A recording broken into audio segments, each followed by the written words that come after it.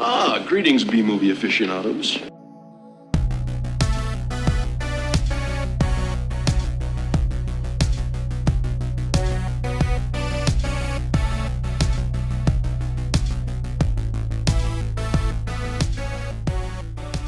Hello, welcome to A Couple of Flicks. I am Tristan.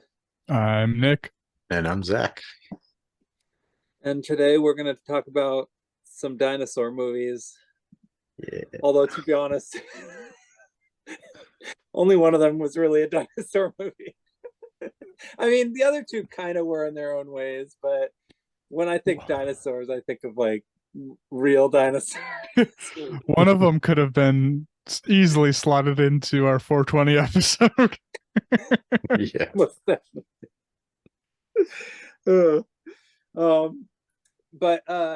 Yeah, before we get into our dinosaur talk though,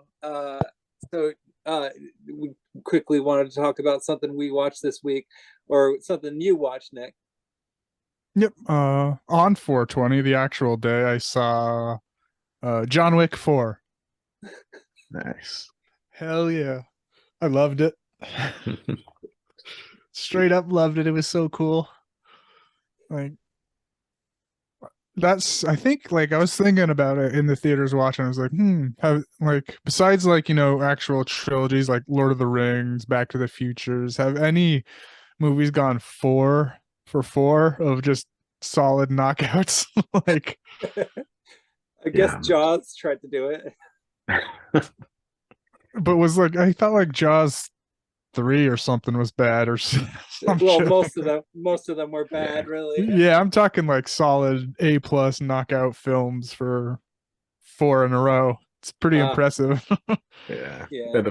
I'd probably say the fourth is my favorite one now. It was so good. Yeah. I loved that shit. Yeah, I would say the fourth is probably the most entertaining of the four. It was the one that moved the fastest, surprisingly, which is hilarious since it was the longest. Yeah. Yep. Yeah. Yeah, and it was the one I laughed the hardest at. Yeah. Because at this point, I think of those movies as comedies. Like, Yeah, just Keanu Reeves' performance is like, yeah. I need a gun. He has like 5 lines throughout the movie. Yeah. But you don't need more for him, really. Just getting hit by cars left and right, falling down some stairs. Yeah. Oh, that stair scene. Yeah, I remembered. Okay, Zach told me about this stair scene, and then it was hilarious because like I've actually been to that staircase because it's actual like a tourist attraction, and I've climbed up it. But there are like long. I don't know if they're the same. They're like, what do you call them?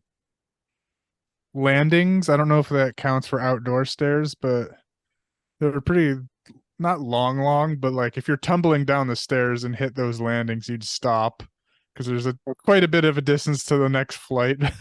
So he obviously was purpose like that.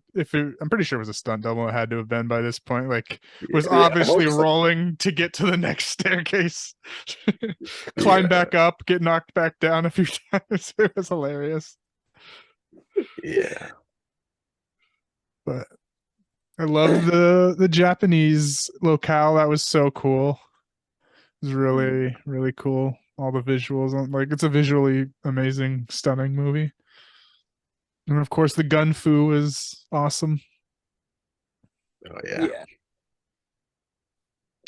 Yeah, I mean, at this point, I'm gonna keep watching those movies anyway, but basically just for the fight scenes. I mean, that's basically all there. I like how like that's mostly what all they are, but like the world of the assassins keep getting expanded on, not through anything John Wick says, but like the bad guys are all explaining it, like you can't do this. This is the high tables privilege, and there's rules and shit like that.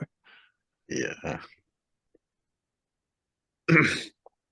But I don't know, like I mean, just to get into the spoiler, like, of the last of 4, I guess. So viewers, skip ahead if you don't want to hear spoilers. Because I definitely know that it started as doing 4 and 5 together, but I guess the 5th isn't definite yet anymore. Okay. Yeah, that's what I've heard. Yeah. And then the way it ended was, I don't know, I doubt he's actually dead, but we see him at the tombstone. This dog looks away. Yeah. I mean, at this point, it's hard to really know what more they could really do with it. We I haven't think- seen any of the high table yet. Did you That's see true. and did you see the after credits scene? No, yeah, with the daughter. Yeah, I heard that they're at least maybe going to try and do. I think I read they might try and do a spin-off of her, of in the same universe, but with her.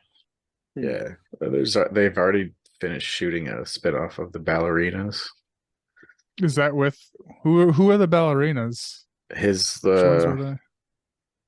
his mother figure in the movie. That whole group of people. The German ones that he in the fourth Yeah. one? Yeah. Oh, okay. I mean, I can't even follow the plots. So I just like, for me, it's like Star Wars. Like, I mean, I'm mostly there just for the action. Yeah. Like, I mean, it- it's a loose plot with a pretty sweet like story or world in it. yeah, pretty much. I guess when it comes to these kinds of things, I guess I don't know. I'm more of a Matrix kind of guy ultimately. Like because I think all the Matrix movies are interesting in their own ways. Like even the Animatrix, even that fourth one, there were things I kind of admire about it. Yeah, but I You kind know, of appreciate the actual martial arts and like real oh, yeah. fighting, not as much all that is really CGI. cool. Like I loved that one scene where he was in that building and it like did a drone shot over the head and it was like a Yeah, couple long shots stitched together and it was like shit, they had to practice this for weeks probably to get this down. That yeah, was just so I'm a sucker for long shots. yeah. The filmmaking is excellent. The fighting and stuff like that. Like, I just find the story really just bizarre. Like, but I guess that's kind of I'm not really watching them for the stories at this point anyway. Yeah. I I mean, don't think there's much of a like the first three definitely I was like I wasn't sure if I saw the third one but I'm pretty sure I did. No, I The definitely first did one- because it's the third one ended with him getting shot off the roof by his dad. I don't think it's his real dad, but that dude. yeah. Yeah, I think the first John Wick blew me away. it was revolutionary. Yeah, like the first one I really love. The first one I've watched more than once. It's the only one of the four I've watched more than once. Um, the rest just didn't have the same impact on me, except other than the fight scenes. Like, but there was something about the journey that took place in the first one that really I thought was done well. That, like, I just haven't quite seen recaptured. Like, It came full circle in this it- fourth one. yeah, which is all cool and everything, but for some reason, the first part of the journey, it's in a weird way. That's kind of how I feel about Lord of the Rings too. But I don't know. It is what it is. Yeah, I was scared. I was scared for that dog, the guy with the dog the whole time. I was like, oh no, he's going against John Wick. Could they do another dog kill? They did it in the first one, but he ends up doing a little complete story arc of saving the dog and shit. And that was nice, cute. Yeah. And then Another spin-off bait with that character. that character is real cool. Yeah. Like I didn't see much of like I was watching. I was like, what's the point of this guy at all? Like they probably could have cut him out and it wouldn't have made any difference. I thought he was gonna end up being Halle Berry's kid because she was in the last one and she had dogs. Oh right, yeah, yeah. Yeah. Yeah. And then I do want to just, I don't know, maybe the last notes on it was the the final duel. I fucking loved it. Even though it was completely opposite and realistic because I've learned some things about like actual dueling, like gun duels, how they were done back in like, I don't know, whatever Western era, which is that they were given one shot, they had a second, they did the pacing thing, and they were only given one shot per round. And most of the time, they were just there for like just to say I'm a just for posterity's sake. They weren't actually trying to kill each other most of the time. And like, I think it was Jack fucking one of the presidents, Andrew Jackson. Oh yeah. He was famous for winning a shit ton of duels just because his strategy was to like how John Wick won basically was to let the other guy fire the first shot. He wouldn't take a first shot because they would go fast and miss most of the time. And then so Andrew Jackson had his time to, aim up, had all the time in the world just to, do a nice aim and pop them. And apparently, though, John, he had a shit ton of bullets in him, and like one of his nicknames was like Nickelback or something to do with nickels, because like sometimes when he walked, you could hear like the clanging of the bullets inside his body from the duels he had. I'm not sure if it was Andrew Jackson, but it was one of the presidents back in those days. But I think it was him. Yeah. And yeah, so that last duel scene was actually fairly realistic compared to the rest of the movie. Yeah. Which I liked. It was like Yeah. a nice what do you call it? I don't know, juxtaposition or something of insane action that made no sense and ending with an actual completely realistic duel scene.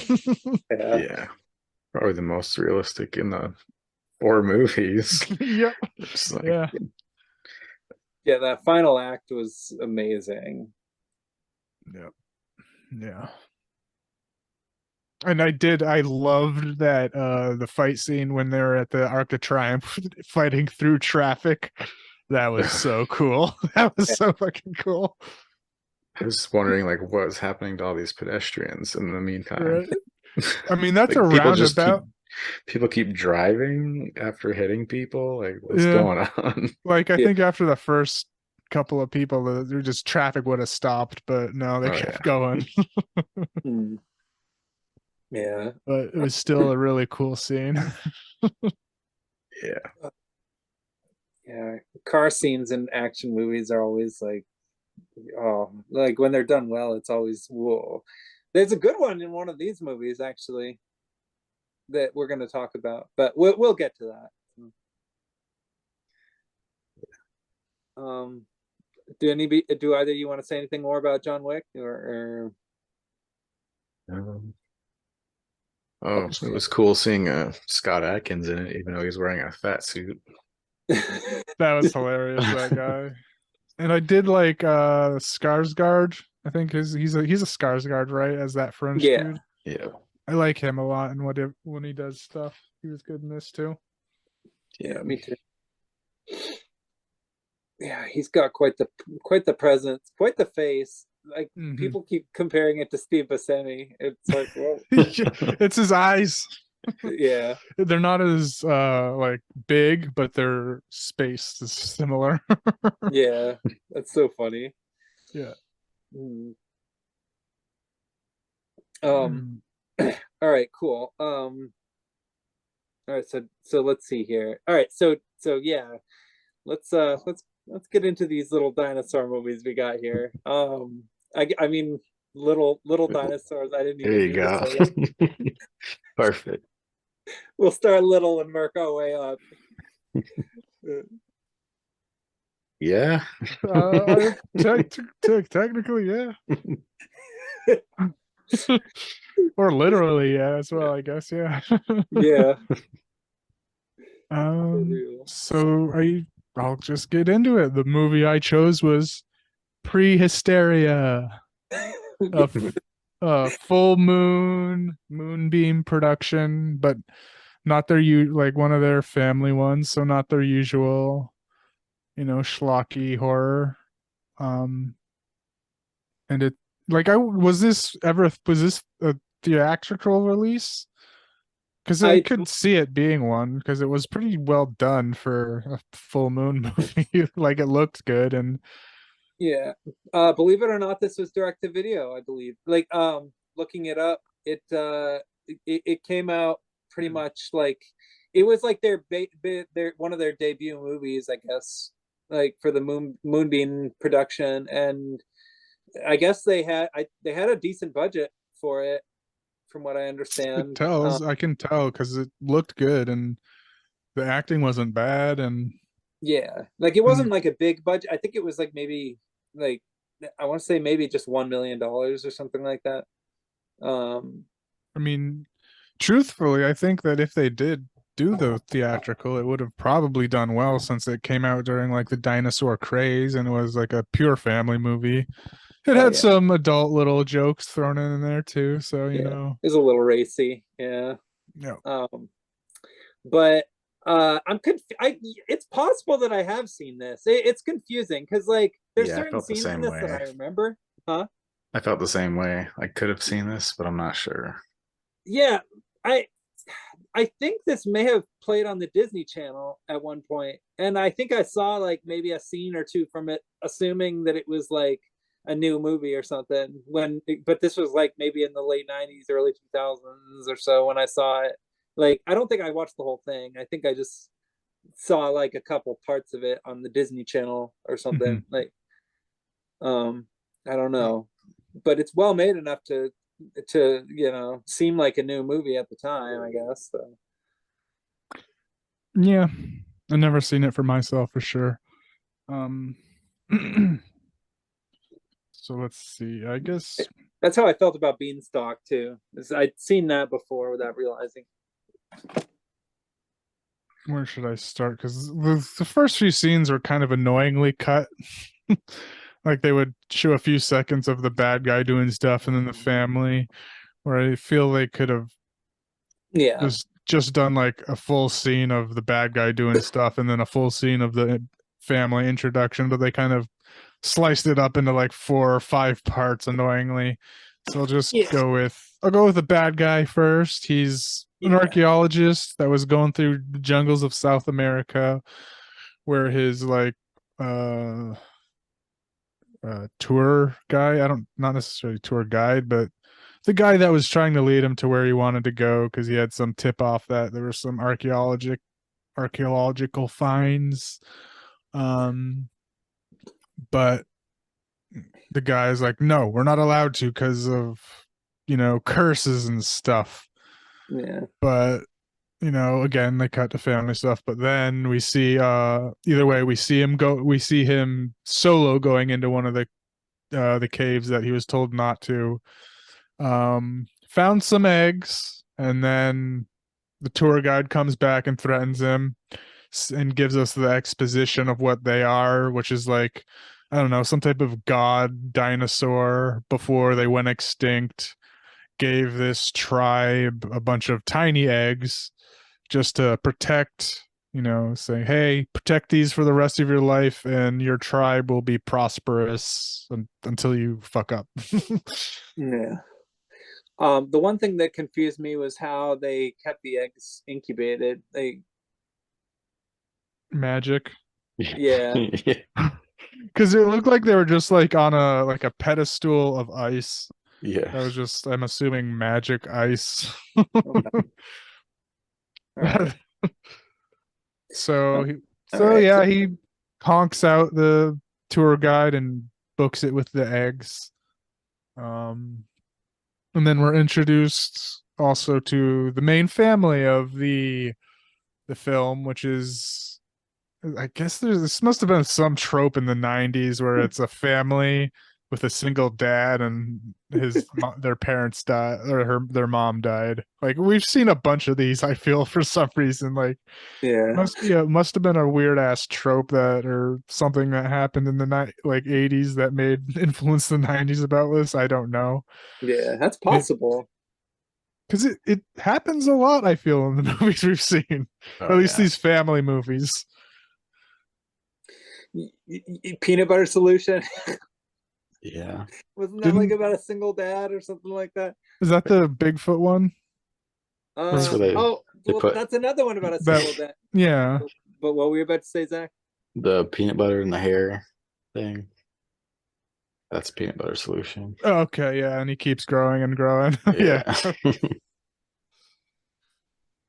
So there's that dynamic. You have the son, a little younger. He's into Elvis. It's a little personality quirk that really it kind of comes into play, but you get the sister who's like, your typical teenage sister doing her teenage rebellion. The Yeah. dad who's also they're like a farm family. They own and do farms, but they do archaeology on the side, I guess. They Yeah. just somehow find like fossils and shit in their property and then go sell them to the local, I don't know, antiquity dealers. But we also have a surprise main character of their dog, Rudy or Judy or something like that. It's a golden retriever. Yeah. Pretty cute dog, actually. Yep. Little mischievous pup. And so like one thing that was I like, what the fuck? Why did they do? But it made sense afterwards. Is like they were having breakfast early on, and the the son was doing a little exposition questions, but also like just asking weird ass questions like, "Do you miss mom to your dad?" It was like, fucking course I do, you dumb little shit. Do you think she made it in heaven? And he's like, yeah, she's rocking out with Elvis right now. And then he just does a hard 180. He's like, why didn't you let our dog keep the puppies? I was like, well, we can't afford 5 other dogs. And like, oh, he even asked, so who misses mom the most? Oh, God. That's such an awkward question to ask your dad. But he deflects by saying, oh, the dog does. The dog, of course, misses her the most. Yeah. So that was just a little weird series of questions for a kid to ask his dad. Yeah. And it's the kid from Last Action Hero too. So Oh, is it? I thought he looked familiar. Yeah. I thought he was either that kid or the kid from Sidekicks. Oh, that's what's his name? That's Jonathan Brandis, from the It miniseries, who's no longer with us, sadly. But yeah. And the dad looked familiar, super familiar. Yeah. Oh, I don't have a clue. Really, he looks so fucking familiar. And I tried to look him up, and it didn't seem like he was in anything I read, like a cameo ish in something, but it was just something. He's in but it Dark wouldn't have Knight been. Rises. Yes, that's the one that he was. But it wasn't like an actual role. It was just like bodyguard or something like that. Congressman. Congressman, yeah. But So he's also in Ghost Rider, apparently. Ghost Rider. the Nick Cage. Oh, it's Yeah, the only one's out still, right? Yeah. But yeah, I thought I would have. He just looked so fucking familiar. I don't know. Maybe he looks like another actor that I can't think of. Yeah. So that's the family. Yeah. They're a pretty wholesome bunch, actually. They seem to get Yeah. along for the most part. Yeah, you get a little sibling rivalry, but it's nothing like hardcore. It's just like, turn your music down, son. I'm trying to speak to my boyfriend. Yeah. That kind of shit. When he's dancing on the bed to Elvis. Yeah, and she like makes Elvis posters. She like makes fun of him because he's like, she like listens to pop, and he's like, I don't get it. He's 12 years old and he's listening to Elvis. But and then we also get that, they help out around because they're a poor family. They do some archaeology stuff on the side. And so the movie kind of starts going forward by them going to their local, I don't know what the fuck kind of store it is, some type of archaeology store, whatever the fuck those are. Antiquities. I don't know. I guess antiquities, but I also feel like those sell like old Or furniture and shit Was too. it like Curios? That's what some shops call Curiosities, or maybe like spiritual stuff, like with gems and crystals and shit. Like a new age shop. Yeah. Yeah. But it seemed just more heavily focused on like fossils and shit. So I don't, Yeah, I don't. The fact that he acted like the bad guy. He acted like he was kind of like a jeweler or something. yeah, Except he had dinosaur eggs. yeah. And we also find out that the archaeologist dude that in the beginning is the boss, the owner of that shop. We meet the dad is, trying to sell his wares to this girl who is obvious they have a connection because they come in often and they almost kiss right then and there, but they get interrupted. Yeah, And it's another one of these family movie tropes where one of the kids is rooting for the dad to get with her, but the other one is jealous and it's like, what about mom? How are you moving on so fast? It's been 2.5 years. yeah. So there's that little interaction.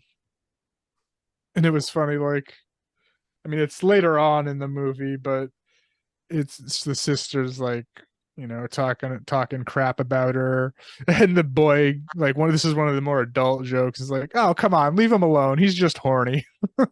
Yeah. It's like, oh, better watch your mouth. Right. It's a moonbeam film. Got to be edgy. Yeah. For a family film. Yeah. They gotta throw some edge in there, here and there. They gotta have a couple dams, maybe one shit. Yeah. Occasionally a goddamn. It's like, oh, well, hold on. Anyway. Yeah. So yeah, the main, they're trying to get, like, the sister's always saying you're getting ripped off just because she's cute or whatever, but it actually has to do with the boss guy wanting just to rip him off. And she does try to say, come on, they're regulars, you can give them some stuff, it's amethyst or amethyst, and it's just dinosaur shit. Yeah. She ends up being that family's biggest cheerleader, and then eventually she's just a part of the family, basically. Yeah. Like, Yeah. that was the one part of the movie I thought was kind of funny. Mm-hmm. Like, yeah.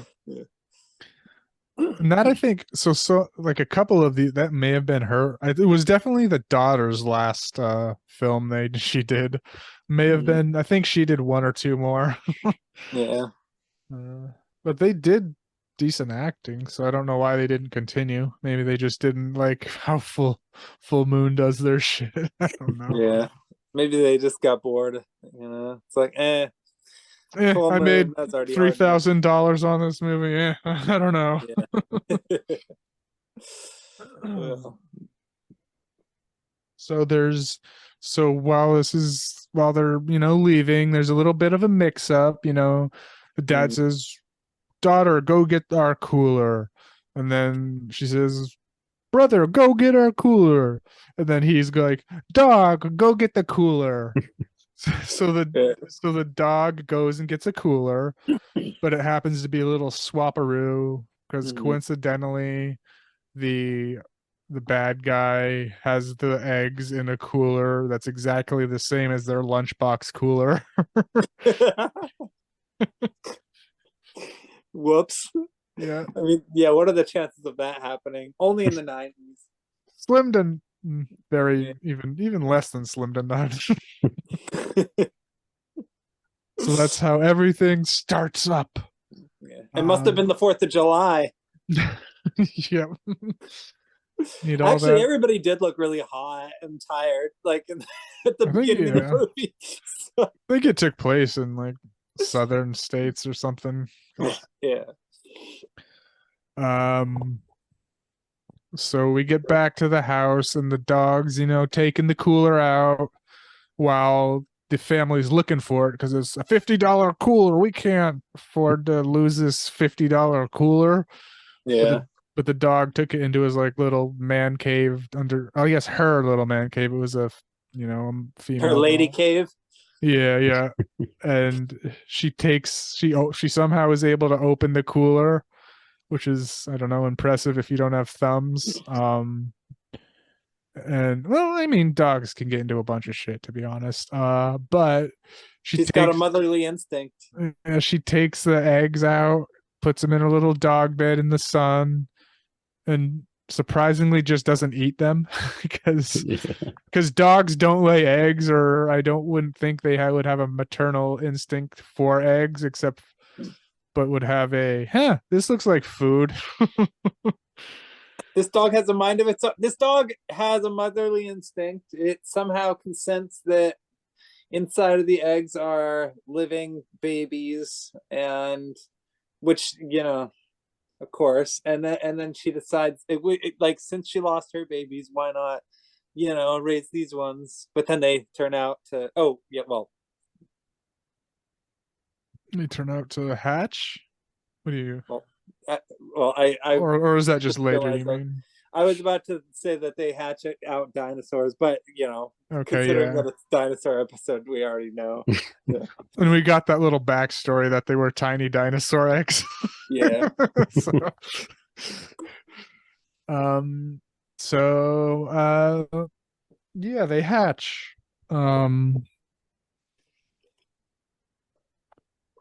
They hatch. The 5 kid. of them, right? What's that? Is it 5 dinosaurs? I think I counted 5. I kind of got lost. Maybe 6. It was hard to keep track. Because there was like just 2 main ones, and the other ones were just kind of there. Yeah, it was like Suicide Club or Suicide Squad, where that all the characters are there, but they're hard to keep track of, because the movie is so badly edited.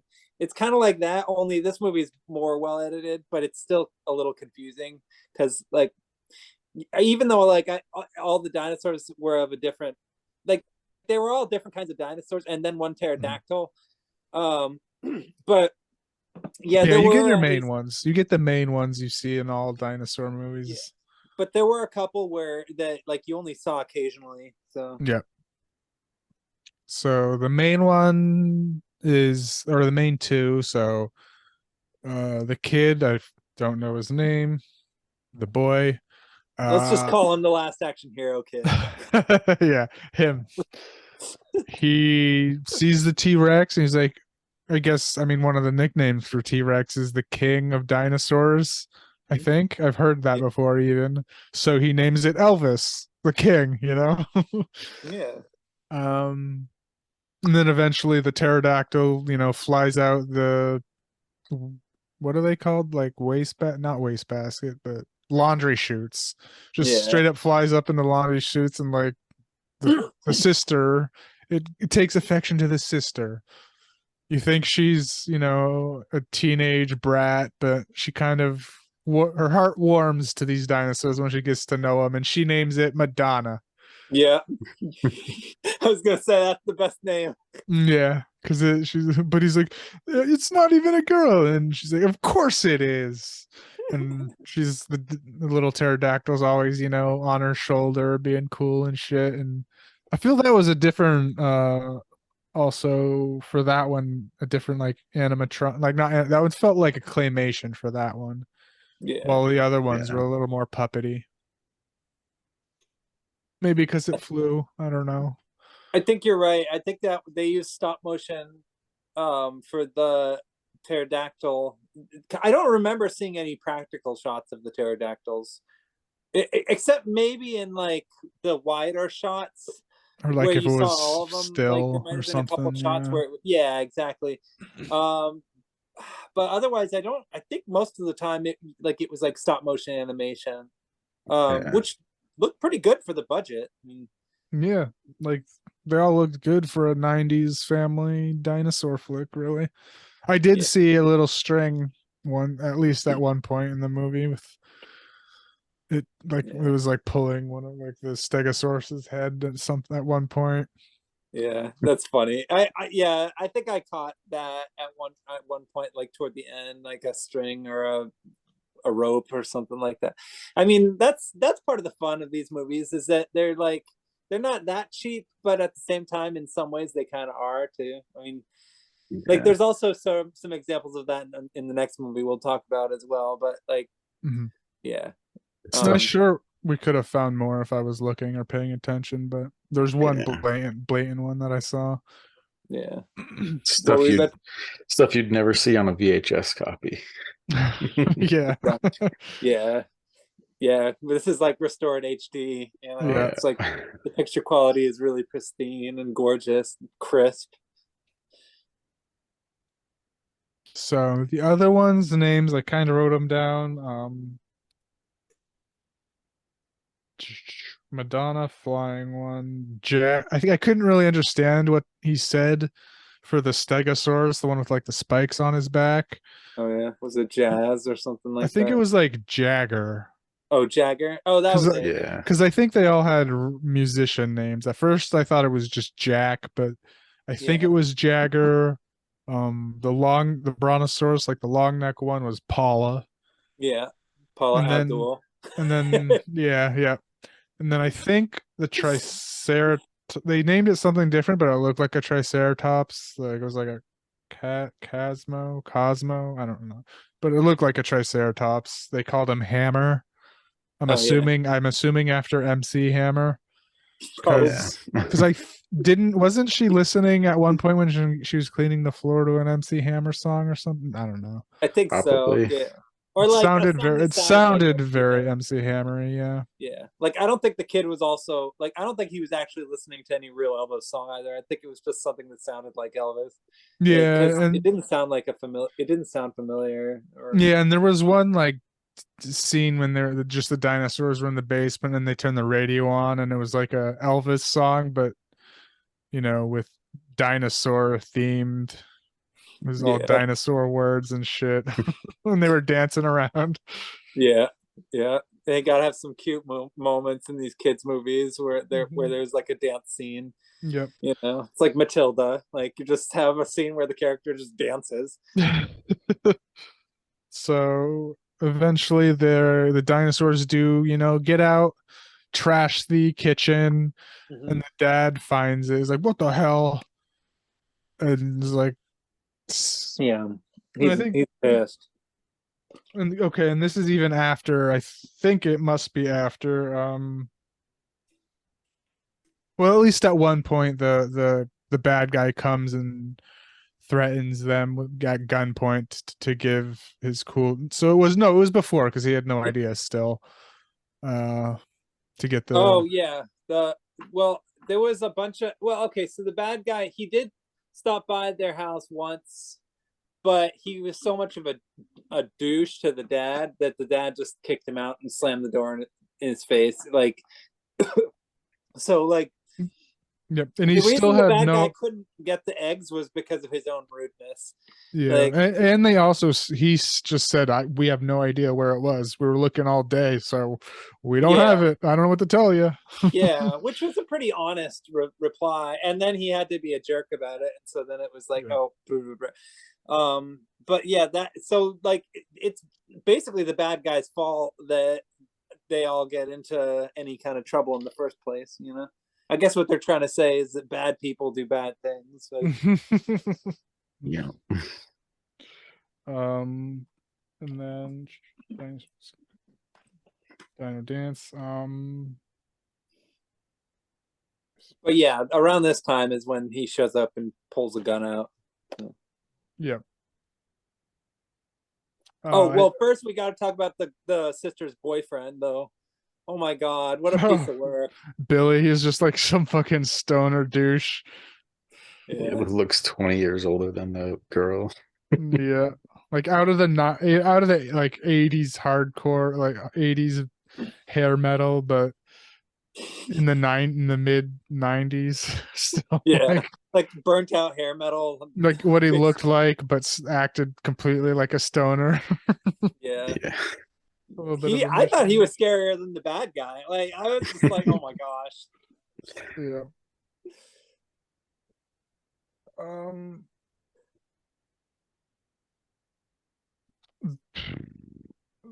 So the lady goes to the family, I guess.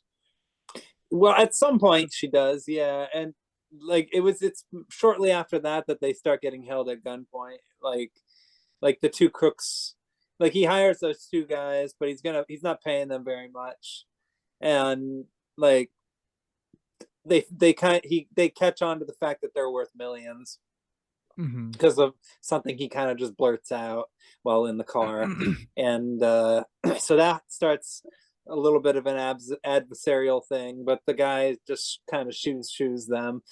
And then they get to the house, and that's kind of where, like, they have an issue with the dog, like right off the bat. There's that going on. Because the dog feels motherly towards them because she Yeah. lost her. That's why it ties back into that first weird questioning.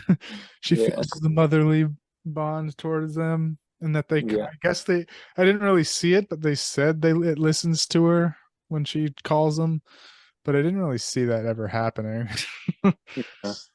But before the guys come in and, knock the doors down, is Vicky does, which is the girl's name, she comes in and meets the dinosaurs herself, because she Right. comes in to warn him that he's not happy and coming back or something. And Yeah, because he attacks her in the office, basically. yeah, and she smacks him with a fucking rock. Yeah. So she comes back, meets the dinosaurs, and then starts fixing their greenhouse into like this prehistoric terrarium that they can survive in, because Yeah. they wouldn't in our natural world anymore. But it's basically, as soon as she's done, the bad guys come out and take everything. Yeah, basically. Including the fucking dog. Yeah. That part was a little confusing. I don't know why they took the dog. They said because it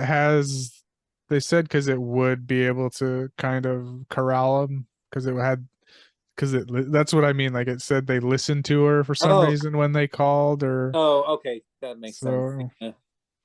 That is so cute, though, I have to admit. Like, I wish they Yeah. had done more of that. Yep. And they take the girl, and it was weird because after that happened, the next morning they're eating breakfast, and they're like, so why didn't we do anything? The kids are asking, why didn't you do anything? Come on, you love Vicky and our dog. They took our dog. And you're just like, whatever. We got work to do. Too bad. Oh well. Yeah, like he was so like he headbutt one of the bad guys at one point. Like he seemed so ready to like help everybody, and then he kind of just gave up in a day. This is when the movie's budget started to show a little bit. Yeah. Because then because it instantly flipped too. Like, not even a few seconds later, after he just totally gave up, he read a headline that the girl Vicky and then the bad guy were like a couple now, about to present this new thing. And then he's like, oh shit, no, she's my girl. So then they go and save everyone, basically. Yeah. In a it all happens pretty fast. In a fairly sped up kind of thing. Yeah. Oh, and just as resolution, kind of forgot to mention, there is a janitor guy that we meet that is accused of doing it, but he's like, I've been here 30 years. I wouldn't want to. But he comes back later for the climax, kind of. They're doing a press conference. He's gonna reveal the dinosaurs, but he gets bamboozled because he's like, and here we have some things that will change life as we know it.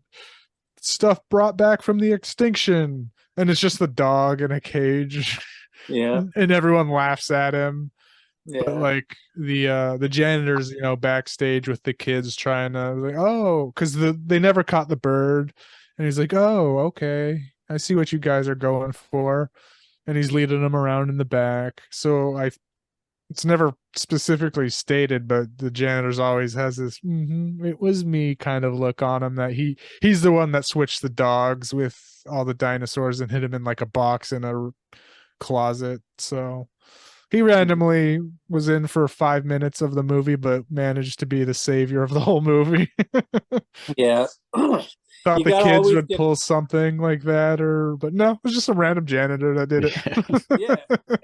You gotta always give props to the janitor. He knows what he's doing, or she knows what she's doing. The janitor is the one who's really in charge. Yeah. And that's the lesson of this movie, ultimately. Say hi to your janitor. Yep. That's about it, really. Yeah, there's just that press conference that gets bamboozled by a janitor. Yeah. Because it is a kids movie or a family movie, so there's not a deep plot and speeds along. I will say that Yeah. the dad and the daughter have a heart to heart about uh Vicky being a new mom. And she Yeah. comes around at the end or near the end, so there's resolution with that. Yeah. I like that. But that's fairly standard. So I mean, Yeah. Yeah. Of course. You know. Still, you always gotta love it. yeah. Um. Yeah. I don't know. It was a pretty colorful little movie. I mean, I don't know. I thought the effects were pretty impressive, and I enjoyed them very much. And it's a fairly harmless movie. It doesn't really try to like break it a tremendous amount of new ground or anything. Not at all, Um, yeah. if anything, I would say like if I did have any real issues, it would be kind of just the whole forced conflict thing, which that's an issue I have in a lot of family movies anyways. I just don't like when movies have like if there's going to be a conflict in a family movie like this, it should be for a reason. So, and in this, it You'd like hope. she just kind of knocks the bad guy out and then has to like, and that's when everything kind of escalates, and then you have like this rushed third act thing that happens, and it all kind of happens so fast, and But cute just dinosaurs, that's what they're yeah, going for. exactly, like that's really they were aiming for the dinosaur market. I mean, I think this came out around the same time as that Carnosaur movie. um I it think like around the same time, I think even Jurassic Park may have been mentioned or alluded to. So it yeah, may have Yeah. come yeah, out after it, I think. I yeah, don't know. well, both Carnosaur and this movie, well, this series of movies, I should say, the Carnosaur trilogy and the Prehysteria trilogy were basically the different studios' attempts to try and cash in on the Jurassic Park thing, because that was like the big movie that came out that year, and so they had to hurry up and make their own because they knew they were going Yeah. to make a lot of money. So Moonbeam made a edgy kids movie, and Roger Corman made the really insane which also involved a janitor saving the day. Huh. Yeah. So something to think about. Both Carnosaur and Prehysteria involve a janitor doing something really cool. So, although isn't the janitor in Carnosaur like drunk? Think so. I don't remember exactly, but Yeah, I don't either. Okay. I was thinking of another movie we'll talk about soon about a drunk. I was like, wait, is it in this uh, movie? But no, uh, it was in the other one. um, yeah, no, it's a cool little movie. I enjoyed it quite a bit. Yeah. Prehysteria. Yeah. Pretty silly, but you know, Yeah, I mean, as far as kid family movies we've done, I'd say this was probably one of the better ones. Because like the acting was generally good all around. yeah, Dinosaurs looked good. So not I bad at least. yeah, I would say in comparison to Beanstalk and what was the other one we did? Oh, Remote, and there was a spy movie I think we did as well that might have been, I don't remember exactly, like Spy High or whatever, or Oh yeah. I yeah, don't I like don't I don't think that maybe it was a wasn't. moonbeam. Oh, okay, maybe it But it wasn't. definitely felt like it could have been. Yeah, I definitely, don't know and if it it was did a have a dog in it. So. I don't know if it was a moonbeam one, but the one where they're I don't know, they're in a treehouse. A Chuck Norris movie. It was that Chuck Norris movie, I think, right? Oh, yeah, the Forest Warrior or yeah, I think it was Forest Warrior. Yeah, it's better than that. Yeah, yeah. I would definitely. I would say out of all of those, this movie Prehysteria is probably the best in quality. Hmm. It does have some silly moments. fairly standard for the type of movie it is, but you get what you pay for. You get cool dinosaurs all doing cute stuff. They're pretty fun. I mean, I don't know. Yeah. Prehysteria! Exclamation Yeah. point. Yeah, I'd give it like, because probably out of all the movies I can think of that, I've definitely forgotten a lot of the family movies. It's probably the best-ish of the ones we've ever done, because it wasn't like completely unwatchable. Went through fine, and like I said, I think it may have done well if it was released in theaters to hit Yeah. that dino craze, but in the family genre, I'd probably so I'll grade this in the sense of, did this movie accomplish what it was trying to do instead of something I'd give it like a 3 probably, just because it's a family movie that wasn't bad, Yeah.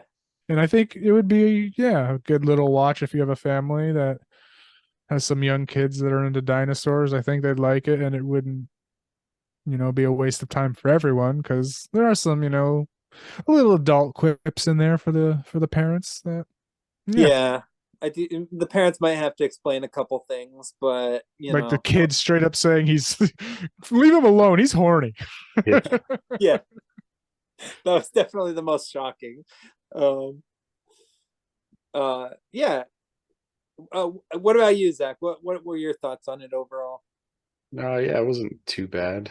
Um, I don't know. I wasn't feeling it, but Yeah. I could see that it's not bad compared to the other stuff we've watched. But Yeah. Right. I gave it a 2 because I was kind of bored in the middle. Like Oh yeah. there wasn't too much happening. Yeah. Yeah, it Like just had all the dinosaurs being cute and shit for a while. It's just Yeah. like, It's like I could take a couple scenes of that, but that's like the whole middle of the movie. yeah. yeah. And it's like, okay, Charles Band and Albert Band, now you're just showing off your puppets. So Yeah. Like I think this would have worked better as like not in one location. Like if it was like a road trip movie or something. oh yeah. Or if it were like Beethoven, where they just opened up the scope of it a little bit. Like, Or like, yeah, just they run through town and shit, doing shit. Yeah. Causing Yeah. chaos in the Yeah. town. Yeah. Yeah. Like it could work in a domestic setting. I don't know. Look what Mac and Me did. Yeah. Okay. Actually, no, that's a bad example. Because Mac and Me is like pretty cheap. Well, I don't know. Mac and Me is it's got like kids getting shot in it, so that's different. I wouldn't call Mac and Me a family movie. Like I don't think I'd want to watch it with my family. Like That was one of the I don't know if I said this while we made that episode, but it's one of the first VHSs my mom ever bought me. It was Mac and Me. So Nice. yeah, we definitely watched that as a family movie. that's awesome. Well, my family and I watch Clifford, so we all Yeah. have our weird.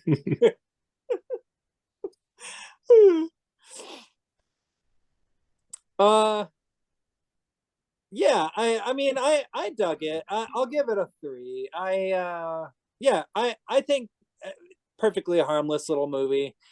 It had some fun moments. The dancing dinosaur stuff was silly, but I dug the vibe that it was going for. I don't know, the characters had some personality quirks. Yeah, I enjoyed it. Yeah, and I would recommend it to people who have kids. Yeah. It's not long, It's a nice little cutie dinosaur family Yeah. movie. It's Yeah. crazy, but it's not too crazy. Like the worst part is probably at the beginning with the dead body, like in the ceiling In or the whatever. ceiling, that threw me off a bit too. I forgot about that. Yeah. And it was a fresh one too. It was like Yeah. he was wearing modern clothes and like the blood was dripping down on the guy. Yeah. And he was just like, yeah. oh shit. Oh well, whatever. I'm going. He didn't give a fuck. Yeah. No, I mean, you got to have a little edge with your kids' movies, just a little bit. I mean, look at the Goonies. Like that started off with like a literal like prison escape, and just escalated from there. I mean, Willy Wonka had kids getting mauled in a factory, so Yep. anyway, so Prehysteria, it's it's Moonbeam, so Yeah. I'd say one of their better ones, even. definitely. All right. So now we're gonna step it up a notch and talk about your picture that you chose, Zach. Yeah. I chose Tammy and the T-Rex, or as the actual movie calls it, Tanny and the Teenage T-Rex. I was so confused when I was like, wait, it's Tanny, but it isn't. Yeah.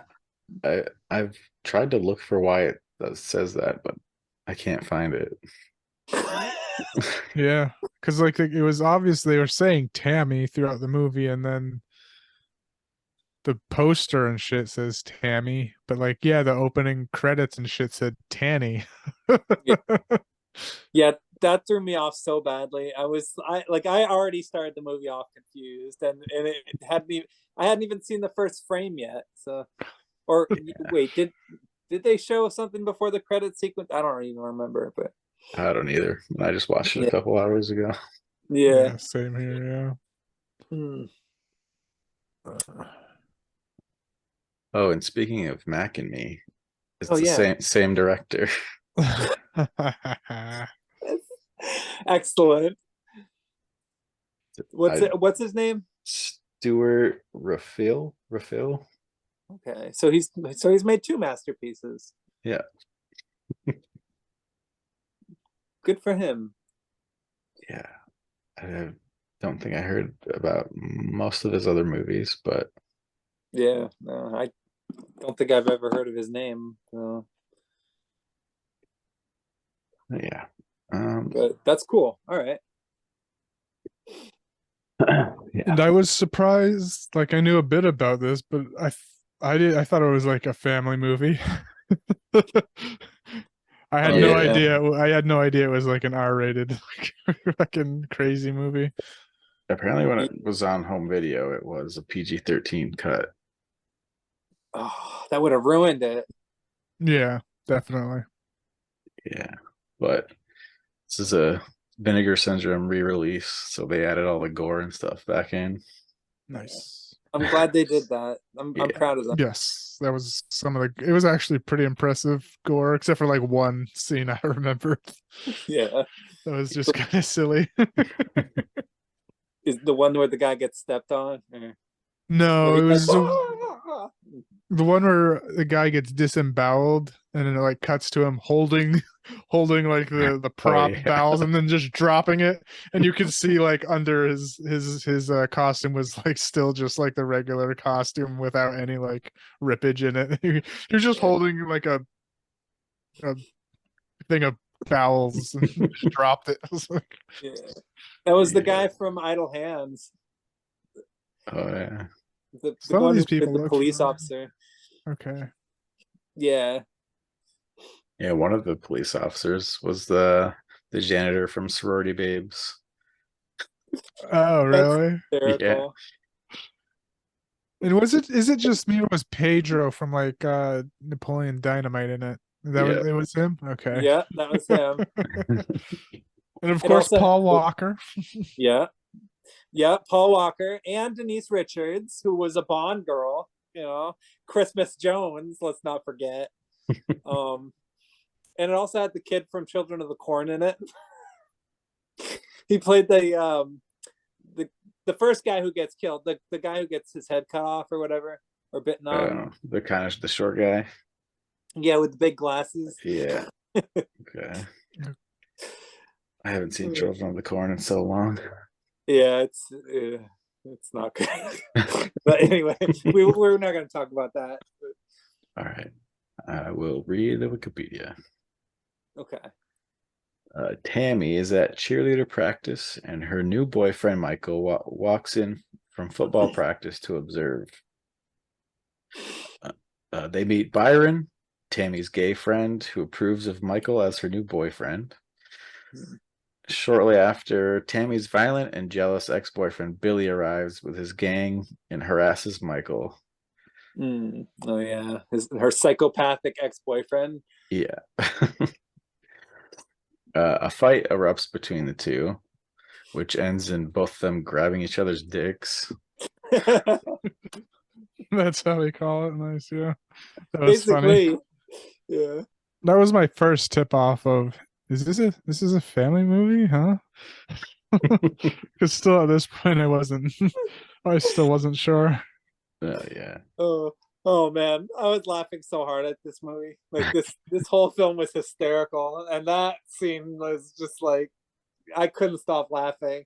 This is one of the funniest movies I've watched in a long time. Yeah.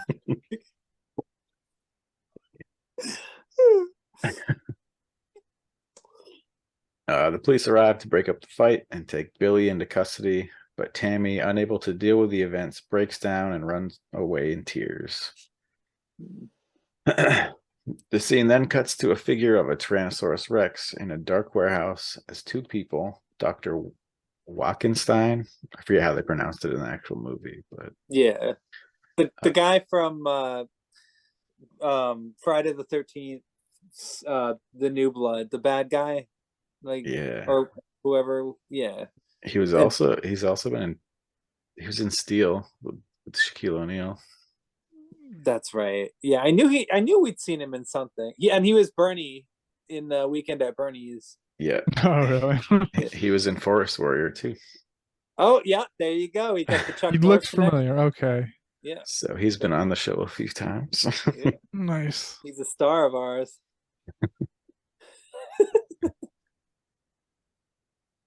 Yeah, for some reason, I thought he was in Kazam too, the bad guy in Kazam. Oh God, well he could have been. Oh my God. Yeah. And his assistant Helga. The lights come on, and the Tyrannosaurus Rex figure begins to move, being controlled by somebody in the room. The doctor is impressed by the robotic dinosaur's strength, which he lifts some weights. Yeah, with his little arms. Yeah. Yep. They always come out of the frame like just like this, and the body's like 10 feet behind the arms. Oh, I Plastic love the little effects ones, in yeah. this movie. Oh my gosh. Yeah, his socks, his sock arms. Yeah. Yeah. And then he crushes like some wood, but you could see the strings pulling him. Yeah, that was wonderful. He reveals his plan to implant a living human brain into the robot to give it consciousness, mobility, and immortality. I think I don't know if there was a reason behind this idea, but Infamy, maybe. because yeah, at some point he's like, "This will change the world." Yeah, like he's like a mad scientist. Something like just Yeah. mad scientist, yeah. Mhm.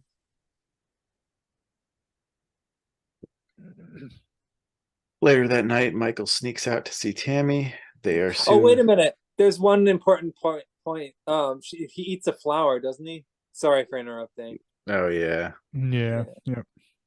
yeah. In the Yeah. beginning, not in the beginning, but after the fight, he kind of tries to give her a flower as an apology or something.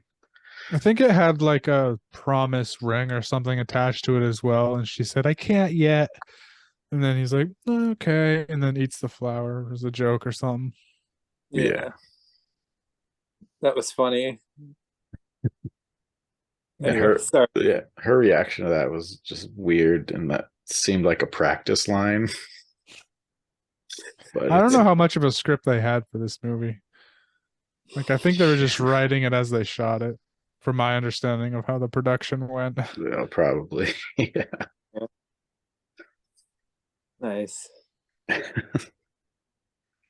Later that night, Michael sneaks out to see Tammy. They're soon interrupted by Billy and his thugs, who chase and catch Michael. Yeah. Yeah, Because some ladies see him climbing up in the window. So, but what were you saying? Oh yeah, they just barge right into her house, Like, Yeah, push past the parents and shit. Yeah. They push the dad aside and just barge up the stairs. yeah. And the girls that saw him, is that like Billy's new girl or something? I I think guess. one of them was, yeah. Like she's trying to help him get back with his old girl? That made no sense. I think I don't know. She just kind of seemed like she wanted to make trouble. Yeah. Troublemaker. Yeah.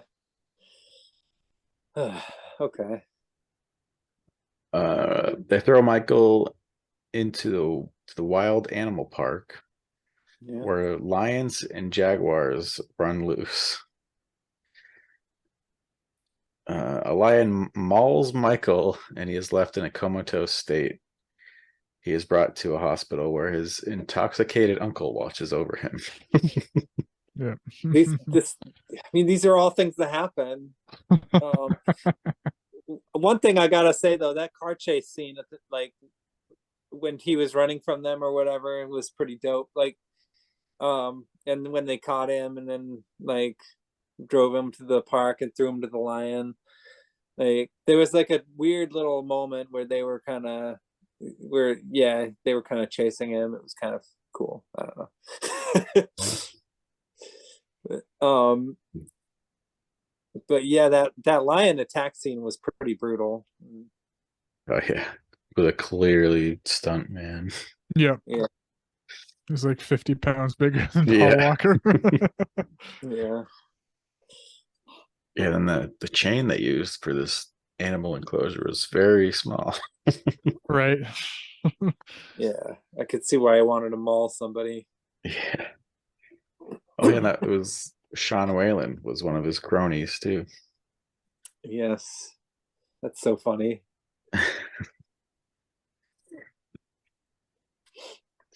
Dr. Walkenstein and Helga declare Michael dead so that they can use his brain to control their robotic Tyrannosaurus Rex.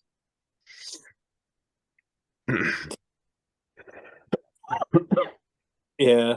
And like there's like a moment where like he wakes up while they're bringing him out or whatever. Like, and they like knock him out.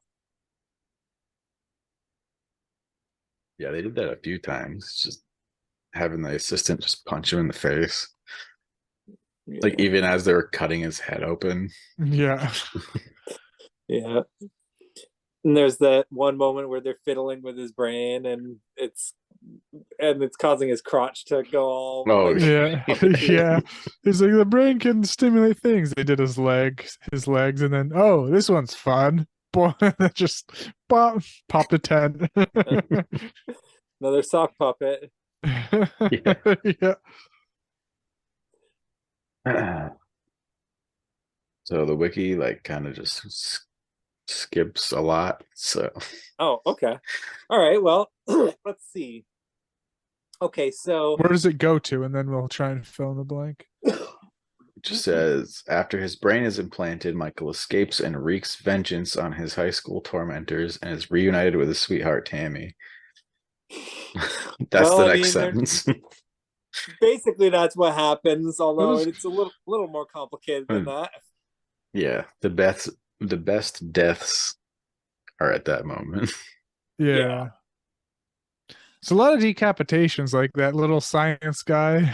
Mm-hmm. And that, like, this was again, I got that it was rated R when like the bully was dropping the F-bomb a few times after the nut grabs and shit. I'm like, oh shit, this is rated R. I did not realize it. But then when like they were straight up doing the head surgery, that was pretty, good effects. Yeah, I agree. Yeah, that was really gnarly. There is like right after he leaves, he like scares an old lady, like who's like at a phone booth. Yeah, and she's like calling in some type of gambling calls. Like I don't know if it was like track races or just like numbers or something. Just it's Yeah, like, oh yeah, and give me this ticket on whatever and whatever, as well as Yeah, throwing in some funny old lady shit. yeah, I was expecting her to get killed too. I was too, yeah. yeah. Well, he spares her. Yeah. But then he goes to the party And yeah, he like there was that one kill where he like ate that one lady in the car like while she was doing it with the bad guy. Yeah, Yeah. like bit her leg off and she was like just dangling by one leg Yeah. with no pants on. Yeah, that was gruesome. Um, yeah, and he's stomping on people, smashing people's guts and stomachs and heads and all that. It's all gnarly and crazy. But you kind of hate all the characters, so it's actually pretty satisfying too. But then there's the one gay guy who instead of killing him, he just brushes some dust off his shoulder, Yeah. get that chip off your shoulder and walks away. So that's like the first clue, it's like, That he has well, sentience or is able to control himself. Yeah. yeah, exactly. At least to other people. And I mean, he does try to call his girlfriend at one point with his sock puppet. Oh, hand. right. Oh, Yeah, that was funny shit. And it was just Yeah. growl. I think he was just on the message too. She didn't pick up, but it was just growls over a message machine. Yeah. But It would yeah, have been funnier if she actually did pick up and was like, "What's this? Who the?" I don't know. Yeah. Maybe it may have not been funnier, but yeah. Well, and he does get to kill the bad guy too at this part. He Yep. bites the the bad guy's bully. head. Yeah. And they were like, "Oh, it was just a trick." And then he just falls down headless, and they were like, "Oh fuck!" Yeah. Funny. And then he goes to Denise Richards' house, and it's like this big look through your window thing. This is another 90s thing. Yeah. Going through the girlfriend's window where the Yeah. parents are downstairs. Yeah. The 90s love to imitate Romeo and Juliet, I guess. And this is one of them. And he convinces her that he's Paul Walker. By Yeah, he eating, takes her to the barn too. Takes her to some barn to do it too, though. yeah, and he eats the flower. Yeah. It's like, there you go. Just pointing to things for like 5 minutes. Yeah. Yeah, they do charades or whatever. Sounds like sounds like this and that. Me Oh, man. pointing to the wrist bracelet she gave her and Yeah. Oh, I loved it. pointing to So his funny. head. Boop boop boop. Yeah. So hysterical. Oh, and there's like a subplot involving the cops who are kind of sketched out, and isn't it her dad is like one of the policemen or something like that, or the chief? No, that the wasn't it. the gay Somebody's- guy's The dad. gay guys. Yeah, sorry, I got confused. Her dad was just around. I Yeah. don't think he did much. That's right, because they talked to him. Okay, yeah, I remember now. Yeah, so her dad doesn't really do much. Yeah. Just lets people barge right in their house. Yeah. Crazy. And I think it was the mom too that was calling the cops when that was happening too. Oh, yeah. So like the dad was just a total pushover little bitch.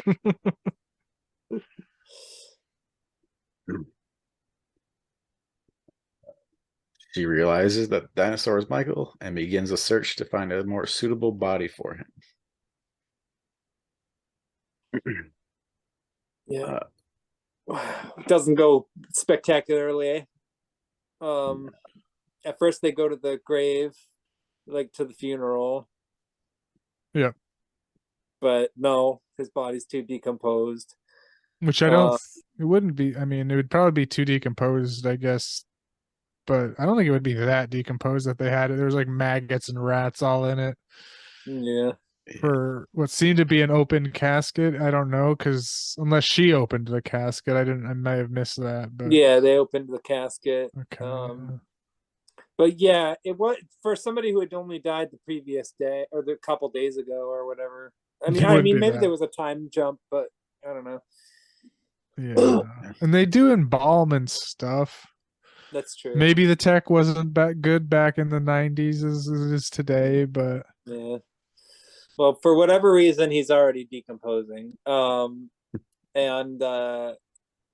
they go to the morgue, and there's like a big sequence where they're trying to find a body, but Paul Walker's really indecisive. Yeah, I it can't was believe like, that I'm calling him Paul Walker because it's not even Paul Walker playing the robot. But yeah. Yeah.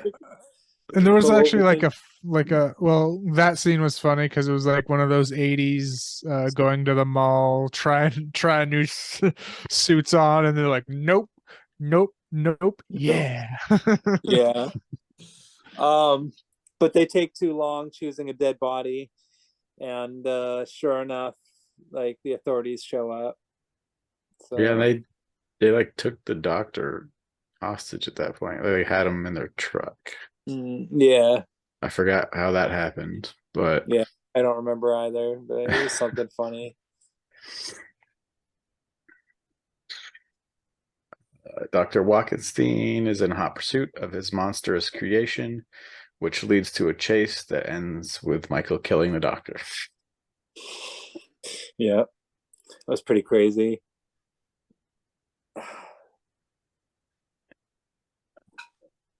Police officers open fire and destroy the mechanical dinosaur.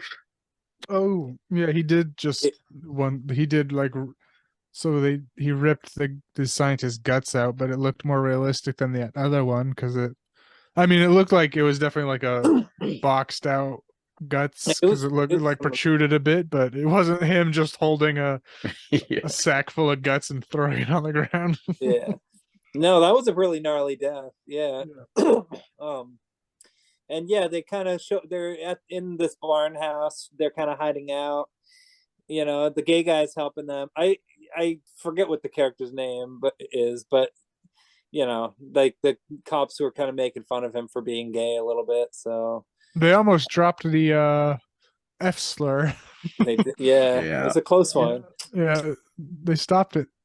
Yeah. It was like during the chase scene they were caught because his dad was a sheriff. He was like, "Yeah, your," and then they said F, and then they're like, "Your son," Yeah. like your F son. We're in hot pursuit. Yeah. It's so silly, but um 90s. yeah, yeah. No, of course, you know. This movie is super 90s. That's one of the things I loved about it. Was like it could have easily fit in with those like that weird like slate of late 90s comedies. We're all just silly and dumb, you know. Like Yeah. this could have fit into that mold somewhere, you know. I'm surprised this was made in 94. So Yeah. this ending was a little silly, I must admit. Yeah.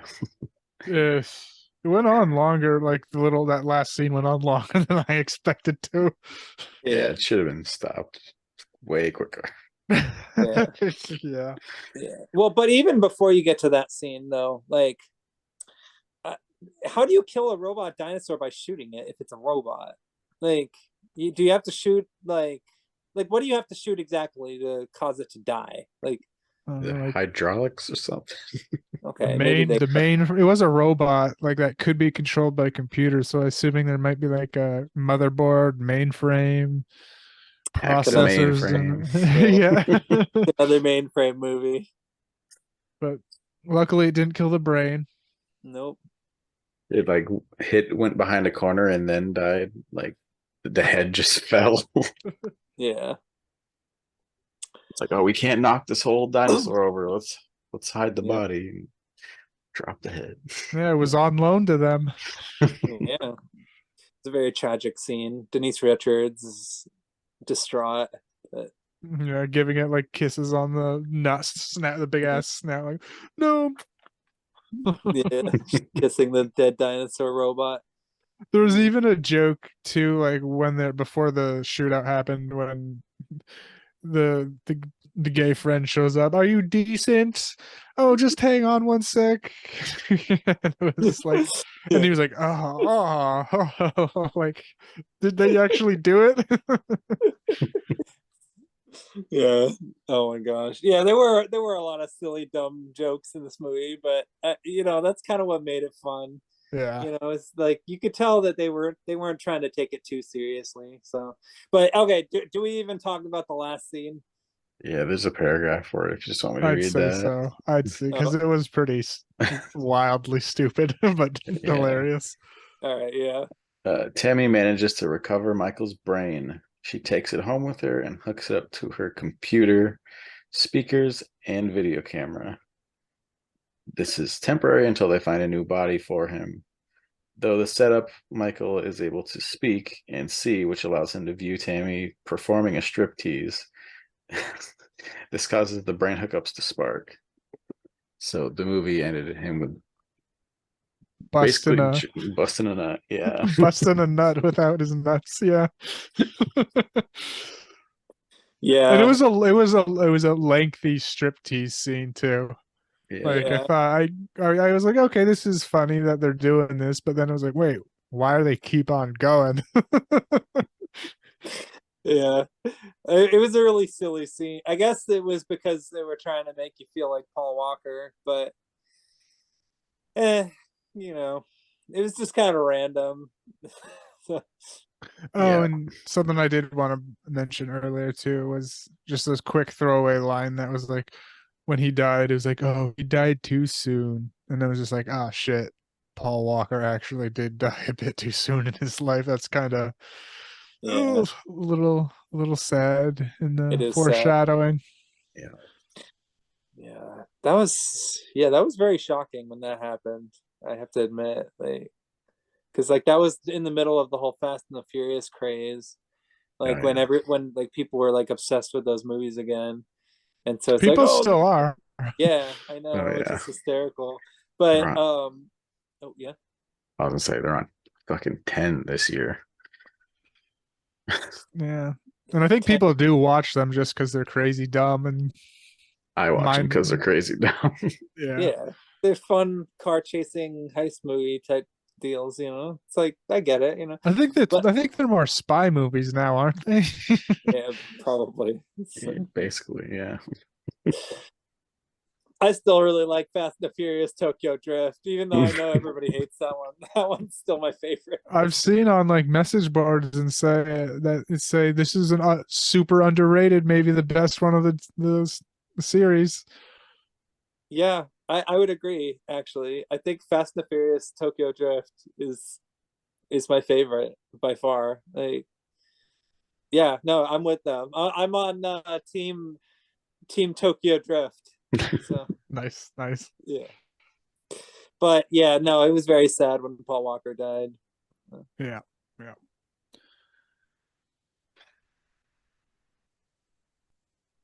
Tammy and the T-Rex. Yeah. Yeah, I actually really enjoyed it quite a bit. I did too. I was Yeah, actually pleasantly surprised with this one. yeah. It was pretty captivating actually. Like Yeah, from the infamy that I've heard about it I thought it would be a family movie.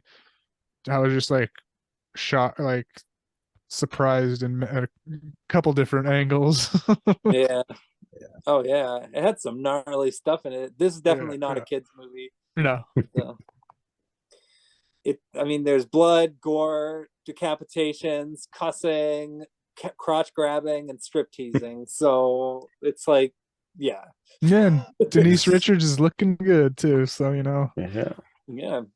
Apparently she's proud of this movie. Like it was. I don't blame her. Looks like it would have been a fun time to make. She looked like she was having fun making it, just because it was pure yeah. silliness.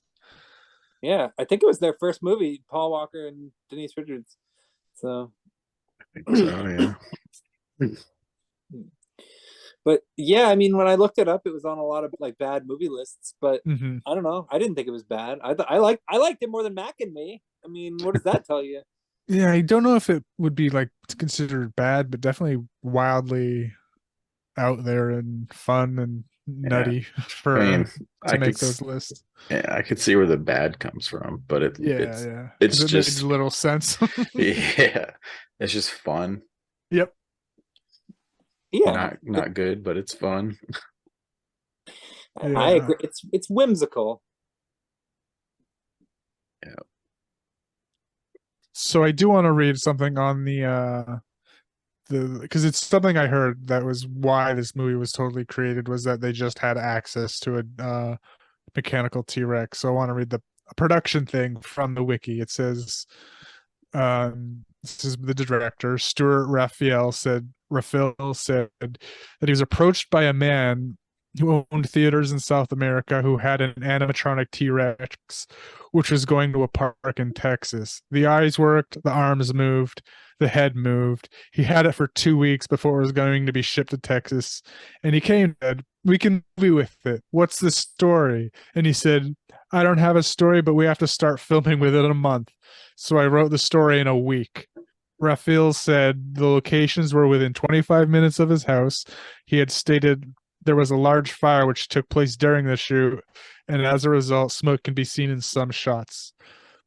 The first few minutes take place in Newbury Park, California, Newbury Park High School. The film crew kept the local Panther mascot and decorations during filming. Raphael said, "I was just trying to do a film for people that like wacky movies. In other words, if you laugh at the experience that I was facing, which is, what the hell you're going to do with this material? I was sticking in all this shit just to make it work. Of course, when you only have a week to work on a script, it's a bit thin. I'm also the biggest plagiarist. I'm constantly asking the cast and crew if they have anything better they can add." During the production, one of the actors was portraying one of the bumbling cops, had a heart attack and required medical attention. I guess that didn't apply to the rest of it, but yeah. Holy crap. So yeah, they made it just because they had a mechanical T-Rex available. Shot like within a month, I guess. It's a good Well, reason to film something. Yeah. Yeah, I would agree. Like if they only had a month to shoot this, like they did a pretty damn good job, I would Yeah. say. Like Yeah. a month is not very long when it comes to filming a movie. Like there's only so many days in a week, and Especially from production to filming. Like yeah, filming could take a couple months on its own, but like actually producing, writing, that would take like 6 months. yeah, and getting the people together, all that stuff, like that's pretty impressive. And like for the quality it was too. Like pretty Yeah, impressive. They had that small time crunch, but made a fun, wacky, insane movie. definitely insane. Yeah, this is my favorite movie that we did on this episode, I'd say. So Easily, yeah. Yeah. I would watch this again. I would, yeah, I would too. I would rate it like a 4 stars, like straight up recommend it to people. Like, hey, goes by quick. It's wacky, crazy, insane, funny, Yeah, good gore, good kills. Fucking watch it. It's good. Not like, yeah, cinematically good, but good for a good bad movie to watch. Yeah. yeah. It's a gold star Tubi movie, is what I would call it. Yeah. Like, Too good to be on Tubi, honestly. Like they could throw it like on Hulu or Netflix in one of the joke categories or something. oh man, there's a lot of movies on Tubi that are too good to be on Tubi. Yeah, like, but I won't get into that. Yeah, Tanny and the T-Rex. yeah, and the teenage T-Rex, Yeah. or was it just teenage Rex? Teenage T-Rex. Oh, I okay. I missed that. I was just confused at the Tanny part. Oh yeah, yeah, because Tanny doesn't mean anything. Teenage, like that makes a little sense, but Tanny, like what in the world? Who wrote that title card? I don't know. Maybe it was Someone like a that didn't mistranslation or something. that didn't check it over either, because maybe they're just time crunchers. Like, shit, we have to redo this. Nah, fuck it, send it. Yeah. No, I dug it. It was fun. Tammy the Yeah. T-Rex. I'll give it a yeah. I think I'm up there with you, like 3 to 4. I mean, it's a silly, goofy, lowbrow type of movie. I'd say probably closer to a 3 than a 4, but still like fun. I didn't really like the ending all that much. I didn't think that. I just thought that was kind of weird. But I mean, what's an unnecessary prologue? Yeah. Yeah, I gave it a 3 this time. I had seen this one before, Yeah. but I guess it's not as good on a second watch, but it's still good. So I think I gave it a 3. I'd give Yeah. it a 4 on a good day though. Yeah, Yeah. definitely be one of those movies to throw on with a bunch of friends, smoke a bowl. Oh, It's yeah. just Yeah. like laugh at the absurdity. Yeah, definitely would be better in a group setting for sure. 100% I would agree. There are certain movies that are just more fun to watch with other people, and this would definitely be one of them. So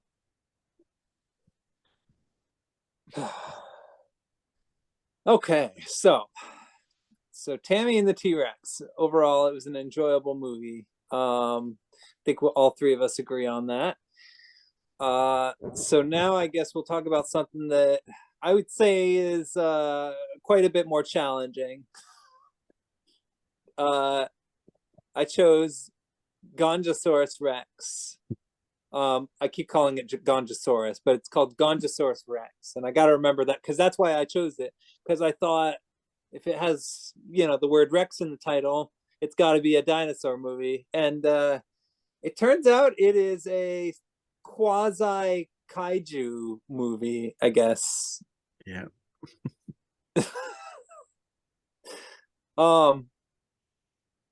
So let's see. So this movie, I guess I would kind of describe it as being like a spoof movie. Yeah.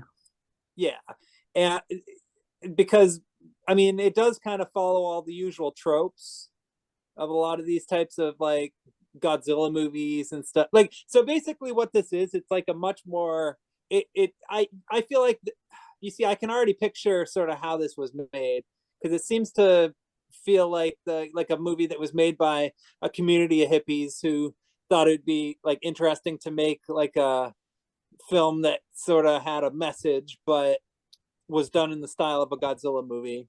I felt I've never seen Reefer Madness fully, but it Right. felt like the complete like them fighting back in a goofy way, not like super satirical. Like it was like satirically, but like hippies saying screw you to the government and shit. This is because there's a lot of pro marijuana. It's not bad. We're being prosecuted. Kind of felt very like on the other spectrum of Reefer Madness. Yeah. Even though it was still like a silly Godzilla movie, but Yeah. it had like that message of anti Reefer Madness. Yeah, exactly. Like, which I guess my biggest problem with this movie at the end of the day is that like it should have either been a spoof movie or it should have been like a message movie. But like the fact that it kind of was both, like it was kind of being really jokey, but also showing like all this like there was like the scenes that I don't know if it was real footage or not of like house busts. It looked like it Um, was real. Yeah. yeah, And there were helicopters. There's like helicopters with giant ass sacks of weed flying out. Yeah. yeah. I mean, it like some of that footage was kind of spooky, and Yeah. it just felt sort of weird to like throw that in the middle of this movie where there's all these like. But then again, at the same time, you look at the Godzilla movies, and like the original film and a lot of other like films like that used footage of stuff that would be like the equivalent of like the aftermaths of the Hiroshima or the Hiroshima bombing and stuff like that. So I mean in a way this movie is actually kind of continuing in that tradition.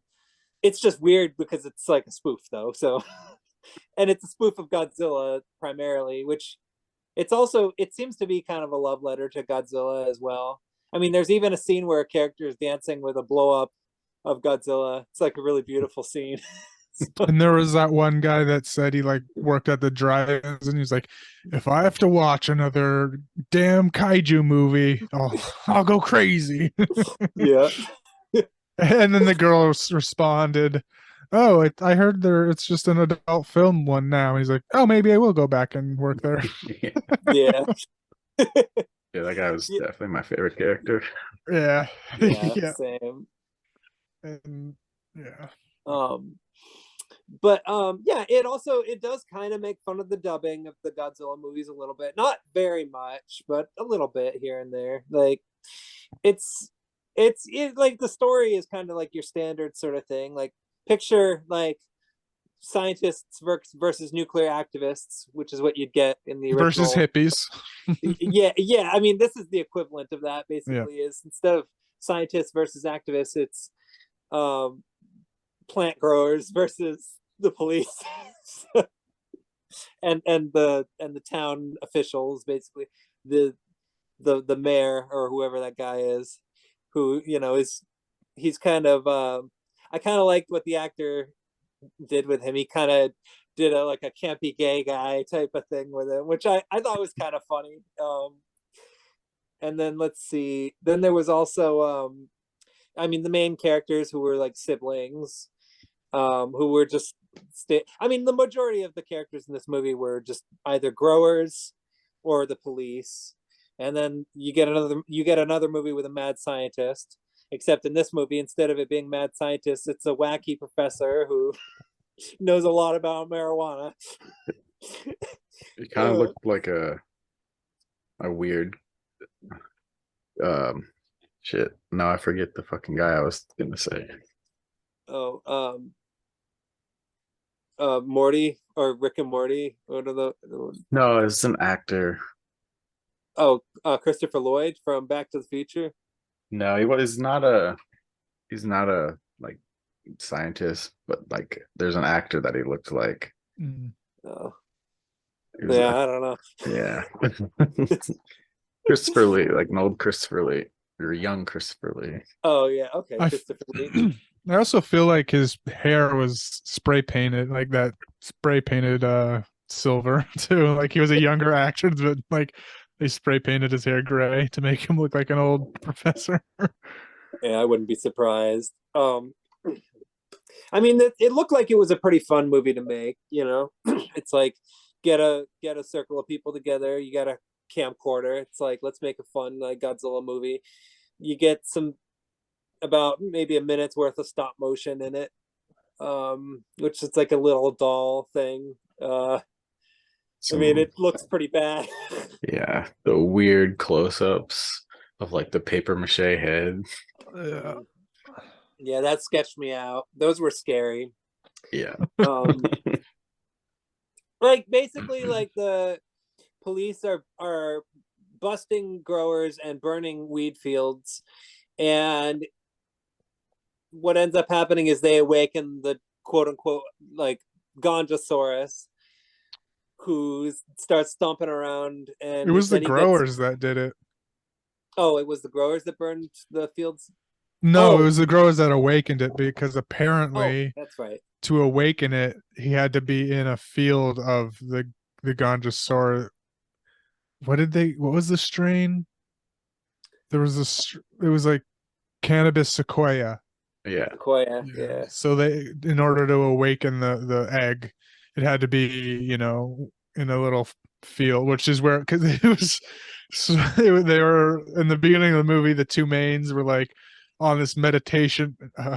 So those two mains were also like Cheech and Chong ripoffs as well. Yeah. But they were on like this meditation rock.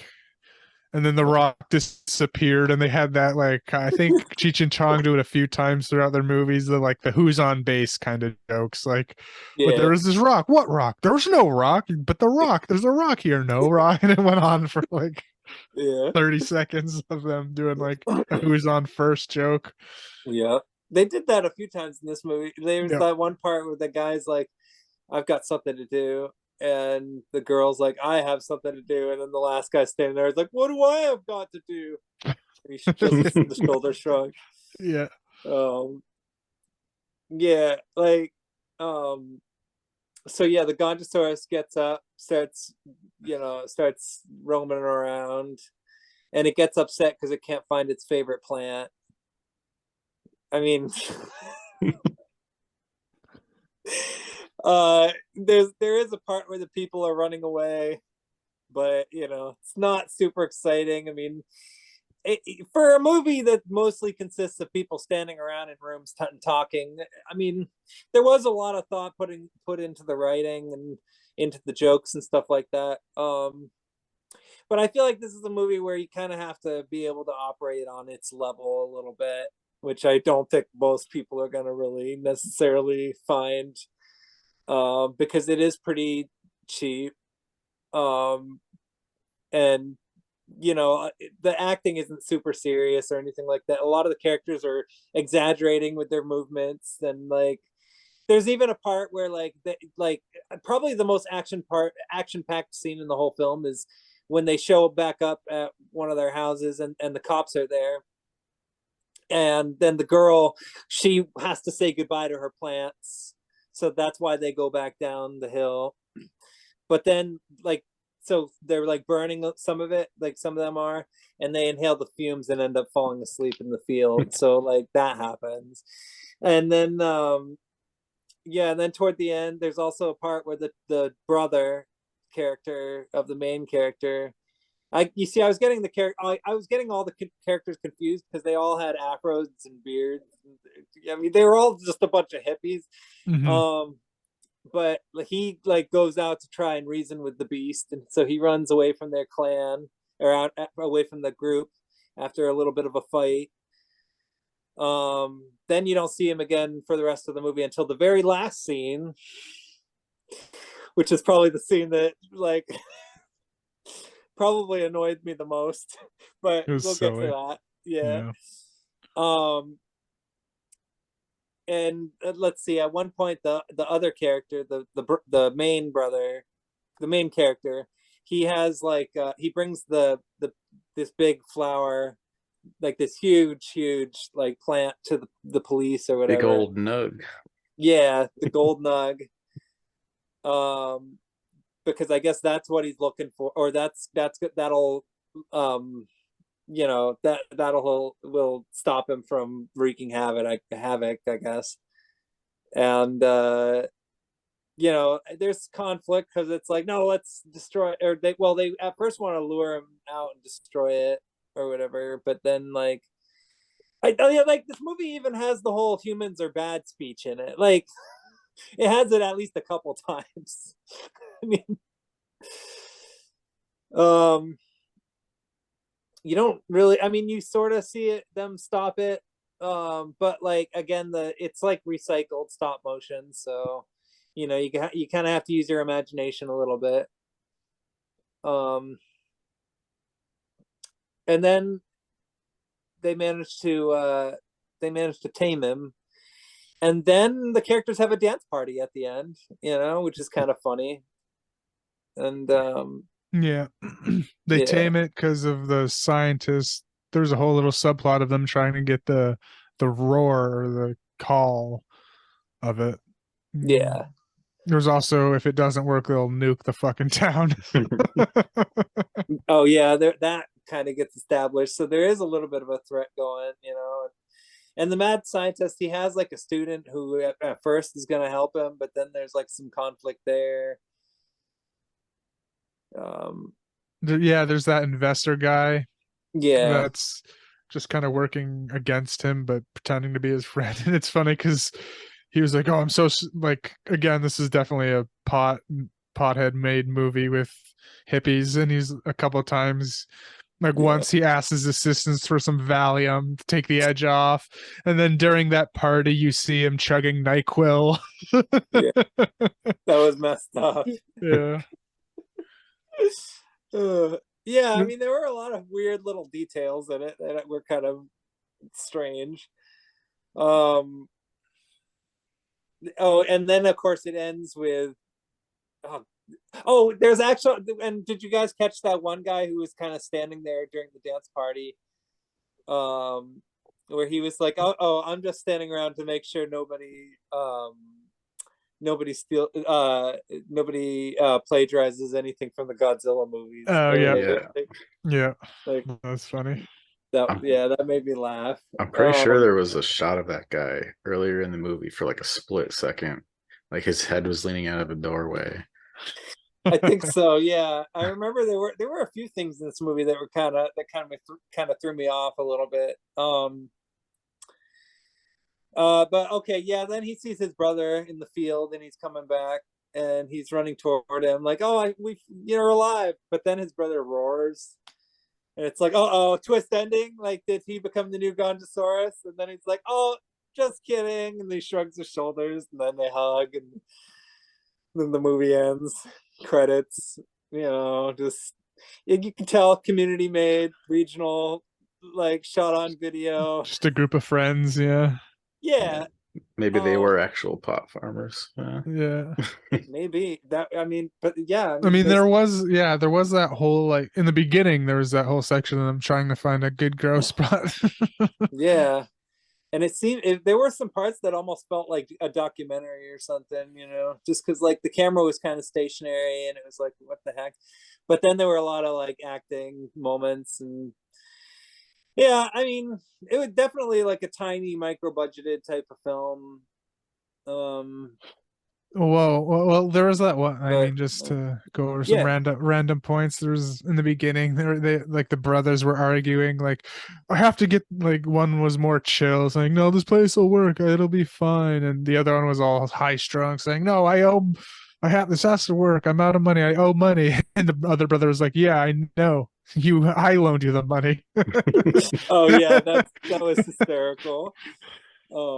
Yeah, I mean, there was a lot of jokes. The part when they were watching the TV, Oh yeah, and that was hilarious. that was my favorite line. Like, Yeah, oh, I thought we had color TV for a second. We do. We do. Yeah. yeah. Like this feels like a movie that what's that company? Agfa, the folks that did that yeah. released Wicked World. This feels like something they should release. They like, I mean, they put out Boarding House. Yeah. Or whoever put out Things, Intervision.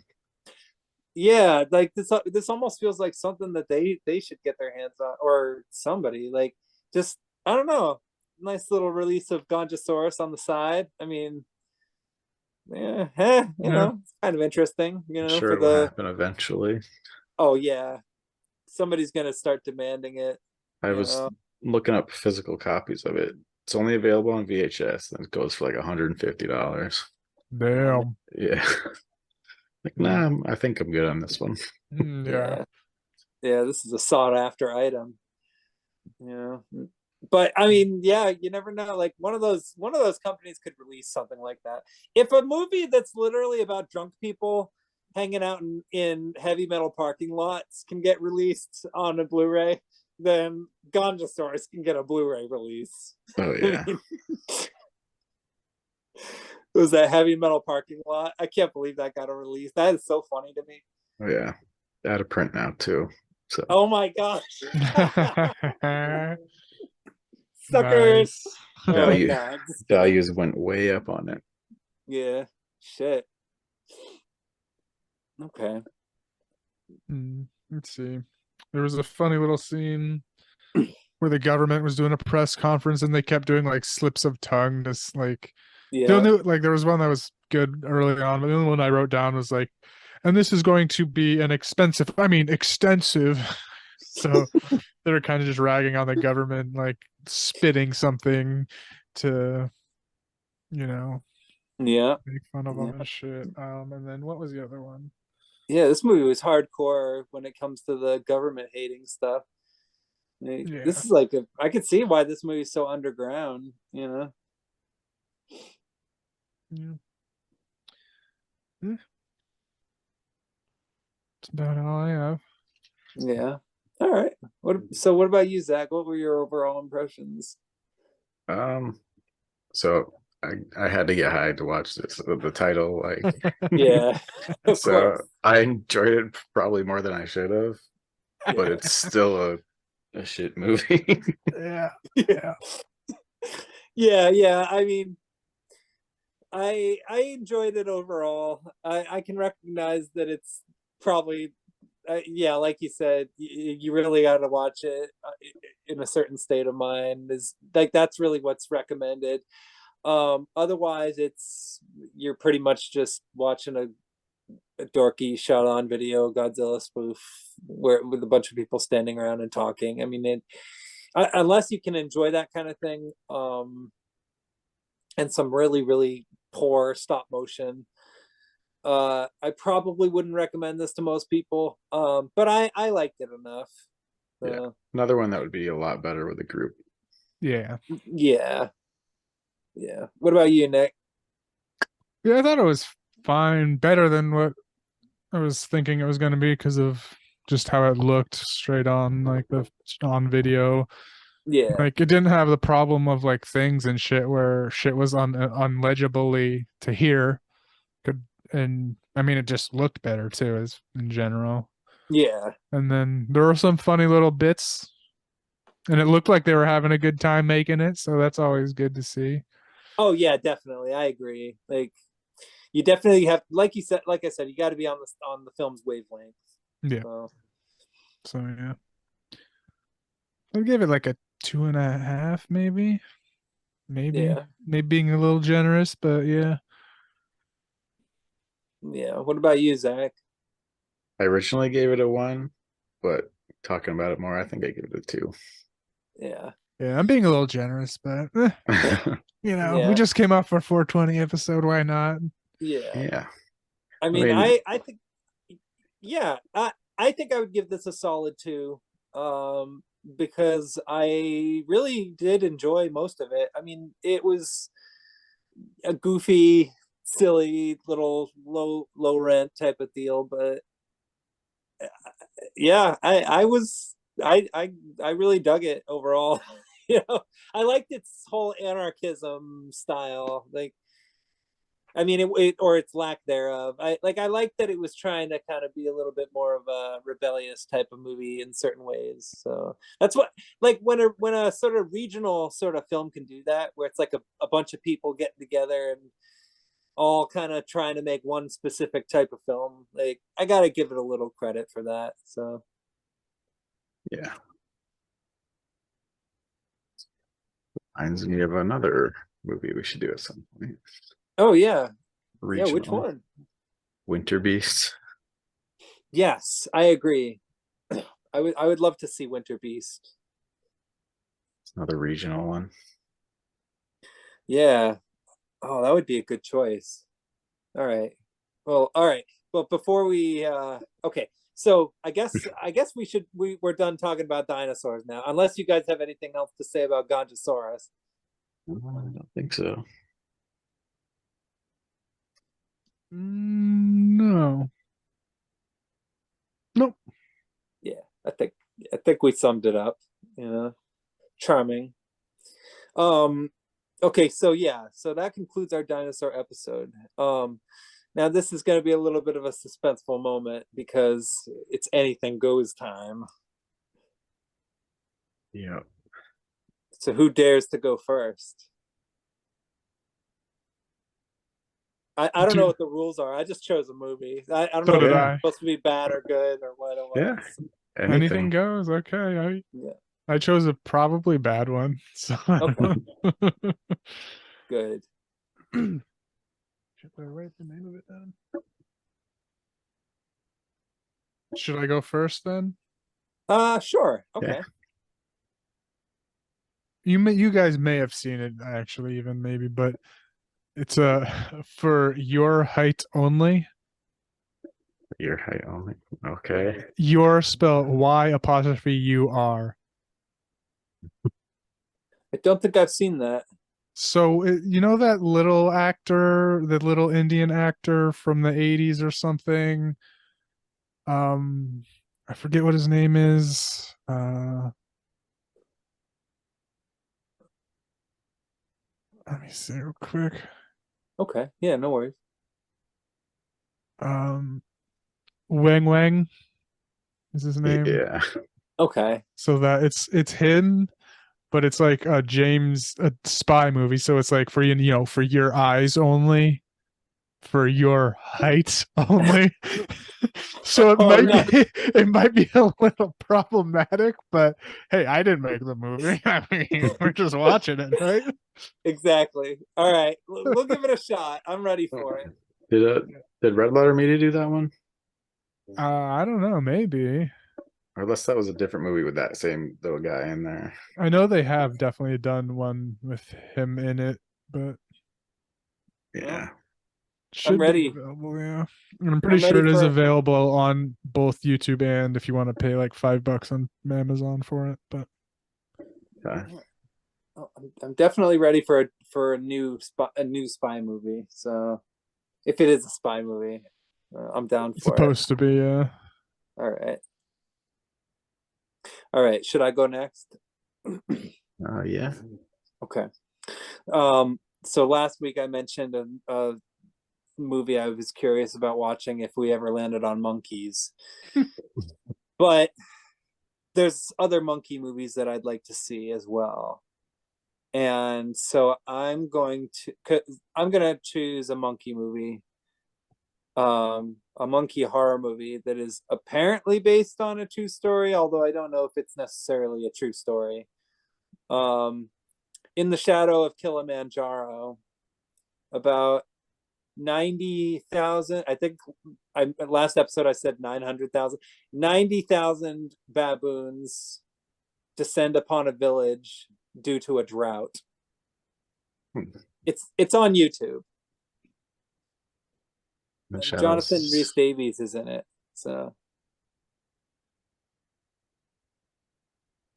Okay. All right. So I think my movie is actually a spy movie as well. ooh, oh nice. It's Jesus shows you the way to the highway. very cool. Sorry, another long title from me. No, Jesus shows you the way. All right, I'm ready. Yeah, that looks very weird. All right. All right. Now, okay, so these are three very strange. Yeah, anything goes. Wow. Yeah, you're telling me. All right, excellent. I'm ready. This is gonna be cool. So, Yeah. 2 spy movies and a killer monkey movie. All right.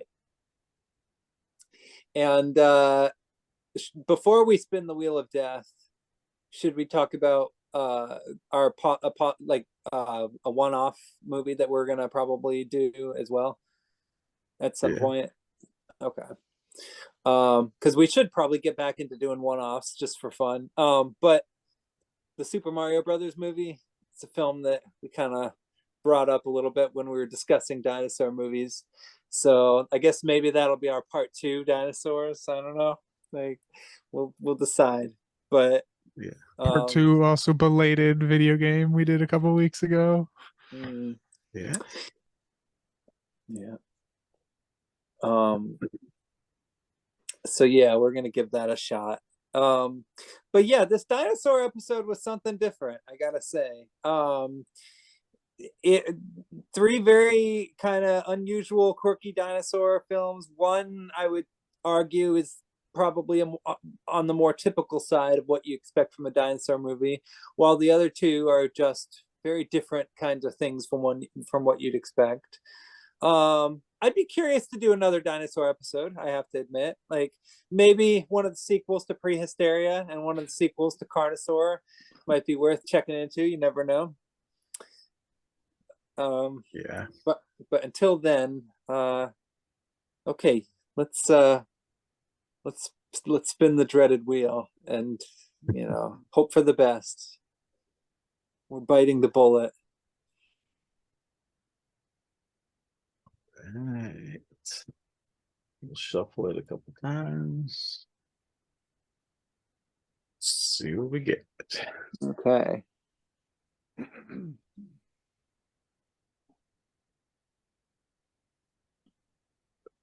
Animals. Oh, excellent. Nice. Okay. Just animals in general. Animals. Yeah, because I think I was gonna put killer animals and then talking animals as separate ones, and then I just combined it into animals. Yeah. Well, hell, dude, you may as well put kaiju on the list at this point, or unless it's already on there. I don't think it is. Oh, okay. Well, there's another idea. You know, we might land on kaiju movies. So, if yeah, man, I dread the day that we do that because I got some pretty terrifying ones that I'd like to watch. So, I'm gonna add it right now before I forget. oh yeah, no worries. All right. Well, this has been this has been Oh. this has been unique. You know, Yeah. having this prehistoric discussion that we shall continue to have. You know, to be continued. But seeing dinosaurs domesticated has changed my life. Right. I want one. Yeah. Yeah, me too. You know. But all right. I guess yeah. Have a good night, everybody. And thank you for listening to our dinosaur talk. Yeah. Have a good one. See ya.